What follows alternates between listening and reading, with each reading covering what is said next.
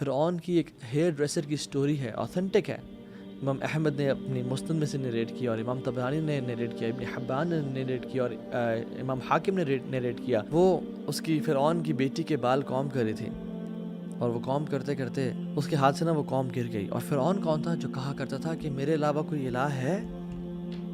قال انا ربکم الاعلی، میں سب سے بڑا رب ہوں اس کائنات کا.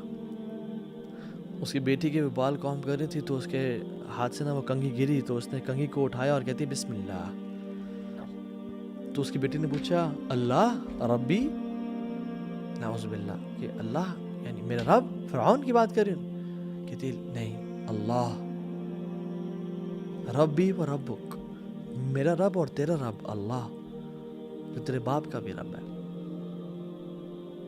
تو اس نے کہا یہ تم کیسے کہہ سکتے ہو؟ میرا باپ تو میرا باپ ہے، جو اس کے علاوہ کوئی الہ نہیں ہے.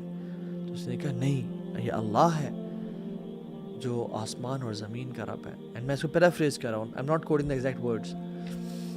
اور پھر اس نے ایگزیکٹ ورڈز کیا ہیں، وہ لڑکی چلی گئی اپنے باپ کے پاس، فرعون کے پاس، کہ ہماری جو ہیئر ڈریسر ہے، ہماری جو نوکر ہے، خادمہ ہے، غلام ہے، وہ آپ کے علاوہ کسی اور کو رب مانتی ہے. اس نے کہا بلاؤ اس کو، کون ہے، کس کی جرت کیا ہے. بلایا اور کہا کہ تم نے کیا کہا ایسے کہ میرے علاوہ کوئی رب ہے؟ کہتی ہے ہاں.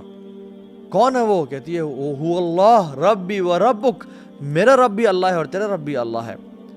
فرعون نے کہا لاؤ مارو اس کو لیشز، اور اس کو وہ مارنا شروع ہو گیا لیشز. انہوں نے کہا اب مانتی ہو کہ میں تمہارا رب ہوں، میں تمہارا الہ ہوں؟ نعوذ باللہ من ذالک. کہتی نہیں، وہ اللہ ہے ربی و ربک، میرا رب اور تیرا رب. تو اس کو ٹارچر دیتا گیا حتیٰ کہ اس کو بہت غصہ آیا. تو اس نے کہا ایک بہت بڑا برتن منگواؤ، جس میں انہوں نے تیل ڈالا اور تیل کو ابالنا شروع کر دیا، اور کہا اس کے 5 بچے تھے، اس ہیئر ڈریسر کے 5 بچوں کو بلاؤ. اور جب 5 بچوں کو بلایا تو ایک کے بعد دوسرے کو پھینکتے گئے. اور اس کا ایک جو سب سے چھوٹا بچہ تھا وہ دودھ پیتا تھا، اس کے ہاتھ میں، اس کی گود میں تھا.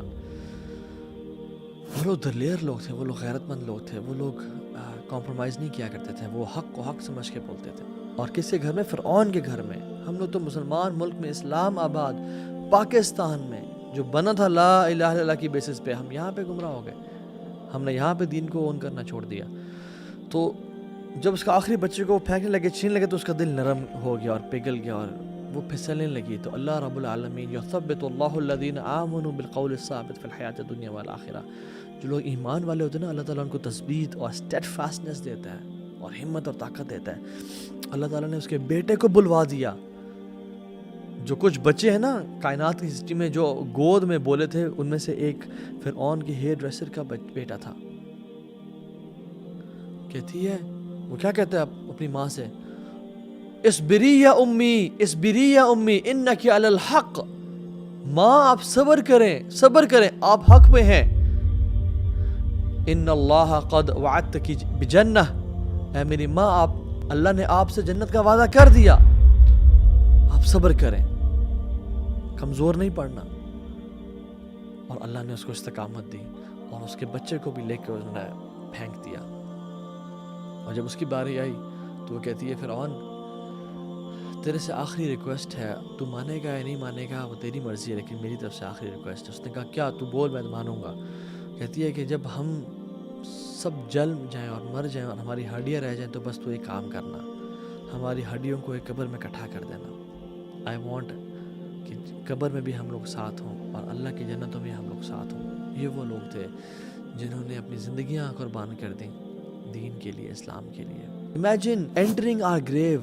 Imagine entering 6 feet under the grave where there is no electricity. There are no cash, no ATM cards, no designations, no 21st grade and brigadier and general یا chief of army staff یا PM or nothing. It is just your actions. گھر والے پھینک کے واپس چلے جاتے ہیں اور حساب کتاب کرتے ہیں کہ کتنا مال چھوڑ کے گیا ہے یہ، تاکہ ہم آپس میں تقسیم کر لیں، اور ہم لوگوں کا مال اکٹھا کرتے رہ جاتے ہیں. ان واقعات میں عبرت ہے، سوچنے کی باتیں ہیں، یہ صرف ٹائم پاس کے لیے نہیں ہے. سو آج ڈیسائیڈ کریں کہ ہم کتنی قربانی دینے کے لیے تیار ہیں اللہ تعالیٰ کے لیے.